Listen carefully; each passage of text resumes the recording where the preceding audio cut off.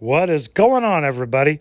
We're going to look at every election from 1980 until current times to see what the stock market actually did after each president was elected. Maybe this will give us some clues heading into the election and then post election. Maybe it won't.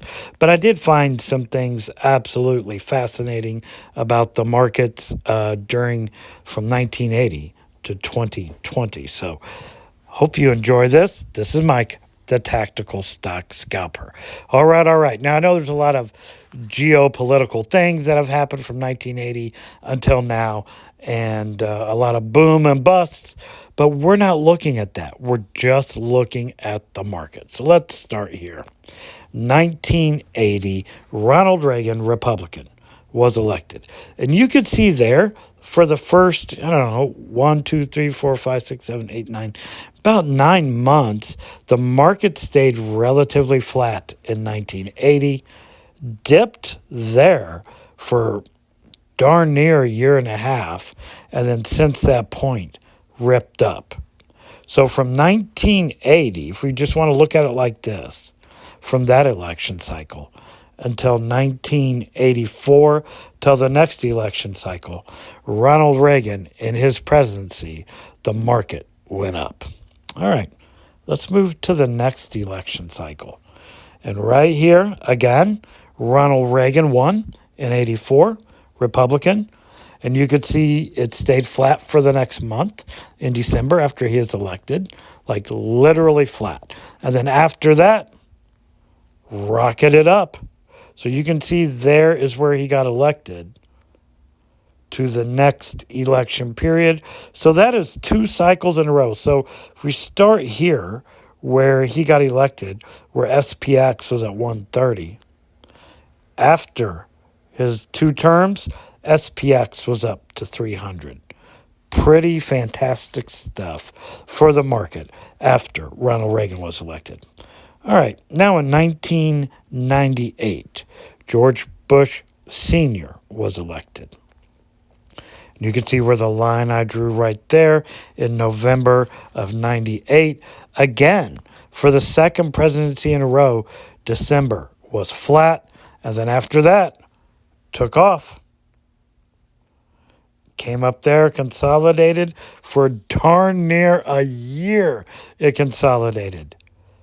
And then look at this ripper till the next election cycle in 1992. Just straight vertical. So George Bush Sr.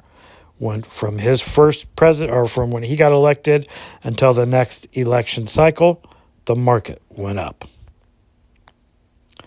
Okay. Here we are in 1992, and Bill Clinton was elected Democrat. First Democrat. The first 3 were Republican, the 2 Reagan, and 1 Bush. And you could see there, once he got elected in November, the market started ticking up, consolidated a little bit, but still was moving up. Pretty flat there by and large for a couple years. Then in 95 right here, you could see the market just straight ripped. Look at this move from here, from let's just say 400 to the next election cycle up to 700. So another presidency, this time a Democrat, and the market went up after they were elected. Bill Clinton was up again in 1996. A lot of scandal behind this election. I remember it well. There he is when he was elected. Again, for December, it stayed relatively flat. So for 1 month after the election, so far what we've seen is, by and large, December is flat. Okay, interesting. And then after that point, the market ripped up again under Bill Clinton's presidency in 1996. He started off here at 700. Where did old Bill end up? Let's see, November here. He went from 700 to 1,300. market almost doubled under that second term of Bill Clinton. So two elections in a row, right? We got Bill Clinton back here in 92. It went up under his first term, and his second term, it went up as well. Now here we are with George Bush Jr. And you could see right there, I drew that long line right here in November, okay, of 2000, George Bush Jr. was elected. And we could see immediately after that, the market just plummeted. And again, geopolitical and things like that come into play. So from his first, we're seeing this now for the first time, George Bush, a Republican in 2000, when he started his presidency, the market was actually lower by the end of his first term, as you can see right here. Now, he was elected again in 2004. We can zoom in right here. The month after December, shot right up. Let's see what happened in this next election cycle. Down again. So from the time George Bush Jr. took office, let's go check this out. November, it was at 1,300, where Bill Clinton left it.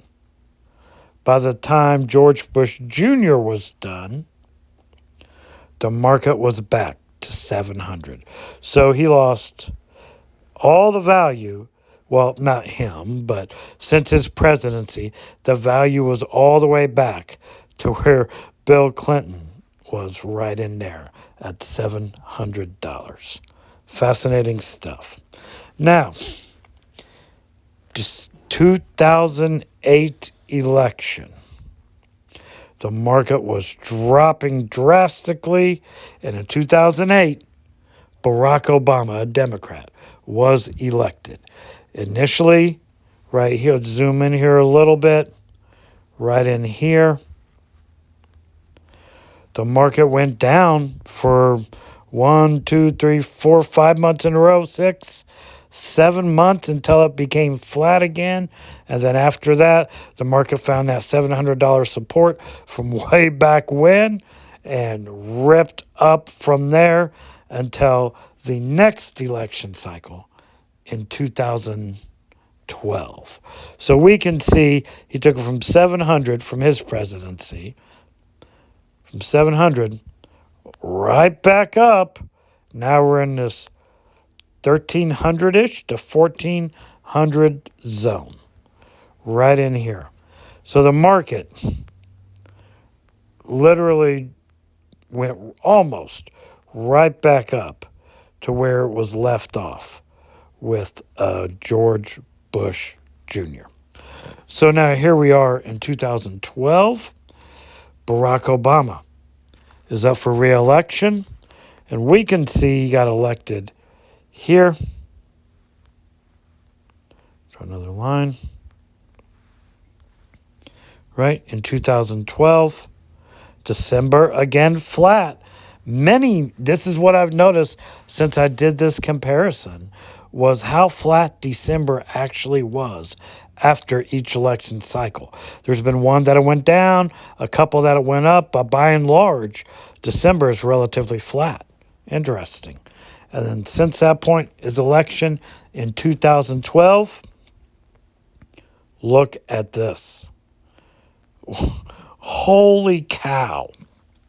Until 2016.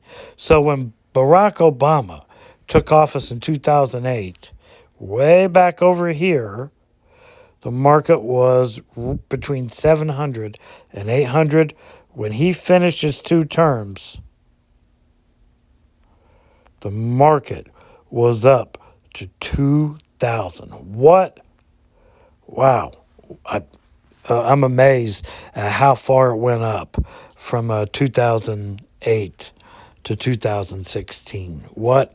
It just goes to show you that by and large, no matter what, through geopolitical stuff and all that, even with down periods, the market always goes up at the end of the day. Well, not at the end of the day, but through time and history, at least in this case, SPX, S&P, always goes up.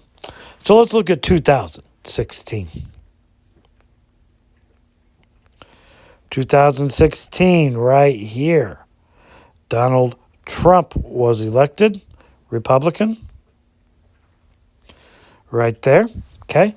And you can see December was higher the next month over. So that's been now 2 or 3 Decembers that have been higher, one that has been lower, and the rest were totally flat after the election. So you could almost say, no matter who gets elected, it's very rare that the market drops in December after the election. I mean, that's what's going on here through 1980 through 2020. It's only happened once. So anyway, Donald Trump gets elected there, and after that point, the market really rips up. Now, 2020. So we can see here, where did his presidency end? 2020, SPX is at 3250.